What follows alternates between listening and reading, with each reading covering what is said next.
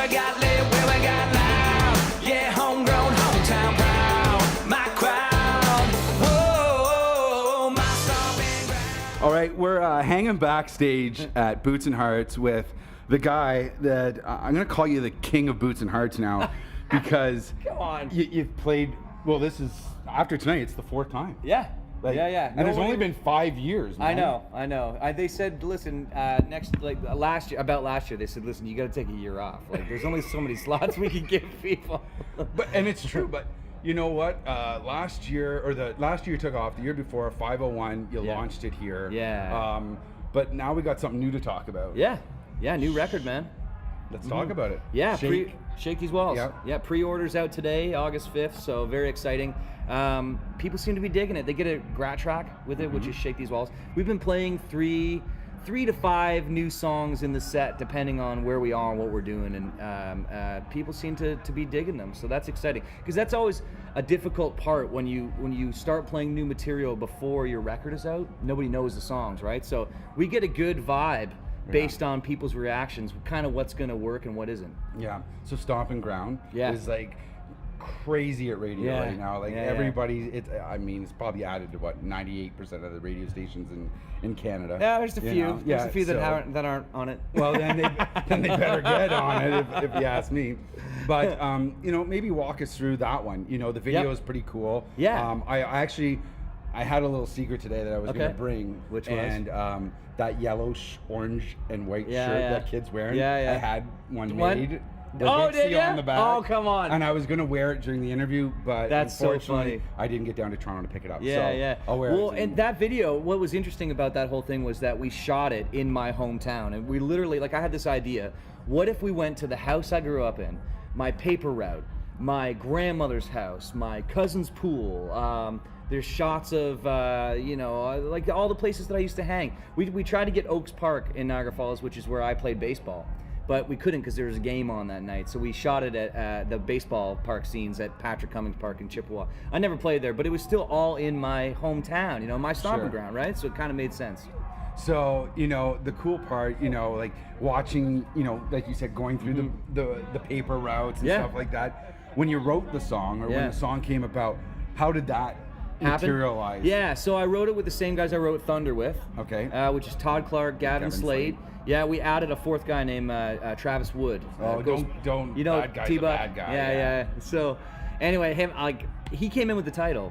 Okay. And it's like, okay, young rookie fella, what do you got? He's like, I got this title, Stomping Ground. We were just kind of talking back and forth about the differences of what it was like where he grew up versus where I grew up, and we, as we were doing that, Todd was getting a little beat going in the background, and the song came together very fast. Yeah. And it was one of those ones where we kind of knew, we didn't know what we had, but we knew we had something a little bit different. Yeah. Because I was joking with him, I was like, it kind of makes me want to put my hat sideways a little bit, But I'm excited that people are reacting to the song, and it's they're connecting with it, and Paul McGuire asked me, he said, well, what's the deal with the video? It seems a little bit, kind of sweet, nostalgic.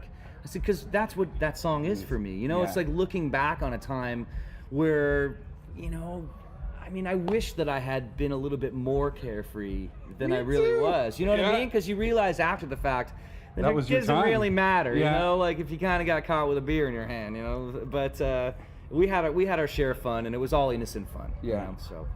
So the album drops in September 9th. Yes. There's 10 tracks on the album. Yeah. Did you write them all? I wrote all of them. What? Yeah, I co-wrote the whole record. I can't explain it. This time around, for whatever reason, I really felt like I had to. And we just hit, especially on the first half of my trip, we hit a real creative stride, and we wrote tons of songs. And it was difficult to pick 10, man, because I think we had 70 plus songs by the time we were done to pick 10 from, Yeah. And so it was kind of a question of which road do you want to go down. But I think that there's a lot of variety on this record. I think that there's a lot of growth on this record. I got some cool co-writes, finally got one on there with Derek Rattan. Yeah, which Derek and I have written lots together, and we hadn't landed one, so I got to call him to tell him, hey, buddy, guess what? We're cutting the song. And which was exciting, things like that. And it's Mine Would Be You. No, yeah, exactly. I wish it was Mine Would Be You. No. Yeah, he saves those one for the big artists. Yeah. No, that's awesome. Well, thanks Yeah. so much for doing this. My pleasure. Anytime. Playing 4 times. Yeah. North America's second largest country music festival it. is like pretty cool. Yeah. And I know the graduation from that emerging artist to the big boy stage Yeah. has just been awesome. Hey, speaking of that, I want to dispel the myth that we won emerging artist. No, I never. knew. No, that was I know that Hicks. you know. I know Yeah. that you know, but I just want to put it out there because a lot of people. I get messages every year around that time from bands saying, "Hey Tim, when you won emerging artist, I did not did you play X, Y, blah blah blah?" And I'm like, "Dude, I didn't win." No, you were the emerging. You were the Tebe won. Tay Yeah. won. And, So, there you go. But it didn't matter. It gave you a Well, platform. it did, that, and that grew. Absolutely, right? and it grew, and that was just an opportunity for us to come and do our thing in front of an audience for the not for the first time because we were at it a long time, but Sure. in that kind of setting, Totally. Yeah. Thanks, man. My Appreciate pleasure. it. Thank you. Tim Hicks. Hi, Hendrik. Shake These Walls is available September 9th. Make sure you get your ass to iTunes, Google, and download it. Do it. Well, we got lit, well, we got loud. Yeah, homegrown.